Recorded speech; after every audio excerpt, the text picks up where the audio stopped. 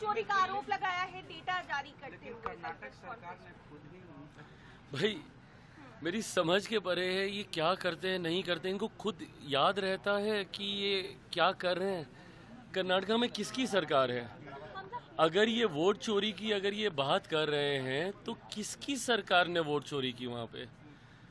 ये भूल गए हैं क्या कि कर्नाटक में इनकी अपनी सरकार है? और उसके बाद अगर ये आरोप लगा रहे हैं, इसका मतलब कि जो वहाँ की सरकार है फिर उसको तो बर्खास्त करके वहाँ पे राष्ट्रपति शासन लागू कर देना चाहिए, अगर इनका यही आरोप है। सेकेंडली, जब ये बोलते हैं कि भैया वोट चोरी हुई है, वोटर लिस्ट में धांधली की गई है, अब कैसे इसको ठीक किया जाएगा? पहले तो खुद जा जाके दरवाजे खटखटाते हैं, उसके बाद जब इनकी शिकायत सुनी जाती है, कार्रवाई की जाती है, तो उस पर ये शिकायत करते हैं। अब इन्होंने अब कर्नाटक का मामला उठा दिया और इन्होंने दस्तावेज भी सामने दिखा दिए कि भैया ये कारण है और ऐसे ऐसे धांधली हुई है। इन्होंने एक आदमी के नाम दिखा दिए जो 4 जगह वहाँ पे वोट डाल रहा है। इन्होंने कई आदमियों के नाम दिखा दिए जिनके फादर के ही नाम नहीं है, हाउस नंबर 0 लिखा हुआ, ये सब कल इन्होंने दिखाया। अब इसके ऊपर कार्रवाई क्या होगी? कार्रवाई यही होगी जो SIR बिहार में चल रहा है। अब जब वहाँ पे SIR लागू किया जाए, एक तो खुद आप जाके मांग रहे हैं कि भैया आप इंटेंसिव रिव्यू कराओ, रिवीजन करो, और उसके बाद जब वो रिवीजन हो रहा है वहाँ पे, उसके बाद आप शिकायत करेंगे। जैसे ही अब ये कर्नाटक पहुँचेगा मामला, फिर ये बोलेंगे कि भैया यहाँ पे ये गलत हो रहा है, SIR को वापस लो। मेरी समझ में नहीं आता, चिट भी आपकी पट भी आपकी, आप चाहते क्या है? क्या करे कोई?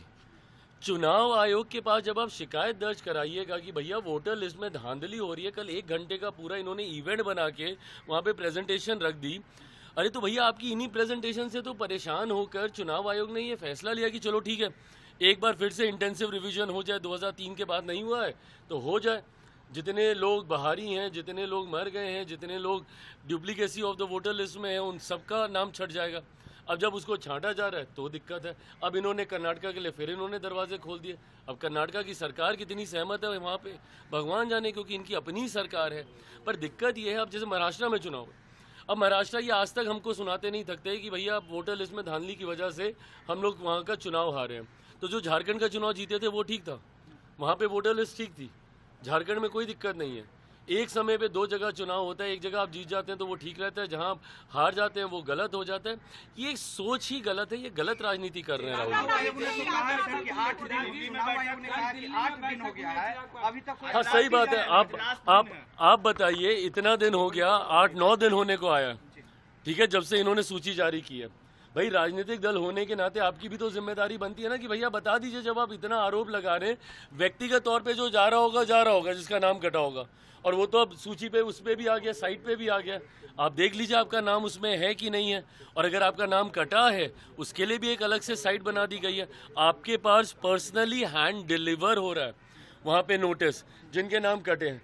तो जिनके कटे हैं वो तो जा ही रहे, बट एज अ राजनीतिक दल, क्योंकि राजद और कांग्रेस सबसे ज़्यादा इसको लेके हल्ला मचा रही है, एक आपत्ति अभी जिस वक्त तक हम लोग बात कर रहे हैं, इन लोगों ने एक आपत्ति अभी तक इन्होंने दर्ज नहीं कराई है।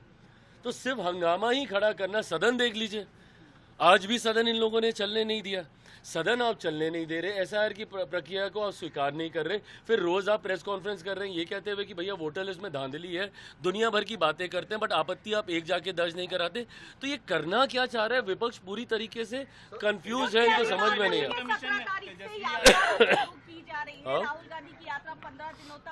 नहीं। तो उस यात्रा में क्या करना चाह रहे हैं ये? पहले खुद ही बोल रहे हैं कि यहाँ पे अब यात्रा में क्या, कि वोटर लिस्ट में धांधली हुई है कि नहीं हुई है, और अगर उसमें धांधली है तो क्या उसकी प्रक्रिया को सुधारने की प्रक्रिया का इस्तेमाल करना चाहिए कि नहीं करना चाहिए। आज की तारीख में ना बिहारी भी समझ गए कि ये लोग सिर्फ नाटक कर रहे हैं, इन लोगों के पास कोई तथ्य है नहीं। तथ्य होते तो चुनाव आयोग में अब ये लोग चले गए होते, क्यों नहीं प्रूफ लेके जाते हैं, मीडिया इवेंट बना के दुनिया भर की बातें मीडिया के सामने बोलते हैं। एक बार हिम्मत है तो जाइए ना सारे प्रूफ लेके चुनाव आयोग के पास। चुनाव आयोग जब बोलता है कि उसको आप वैलिडेट कर दीजिए, ऑथेंटिकेट कर दीजिए, तो ऑथेंटिकेट नहीं करेंगे, उसमें घबरा जाएंगे। क्यों? क्योंकि कल को कानूनी कार्रवाई में फंस जाएंगे। अब बताइए, अब ये सबसे बड़ा उदाहरण है, अगर नेता प्रतिपक्ष के पास ही 2 वोटर ID कार्ड हैं, अगर उनके पास 2 वोटर ID कार्ड हैं, तो इससे बड़ी चिंता का विषय और क्या होगा? जब नेता प्रतिपक्ष ही 2-2 वोटर ID के साथ चल रहे हैं, तो क्या उसका रिवीजन नहीं होना चाहिए?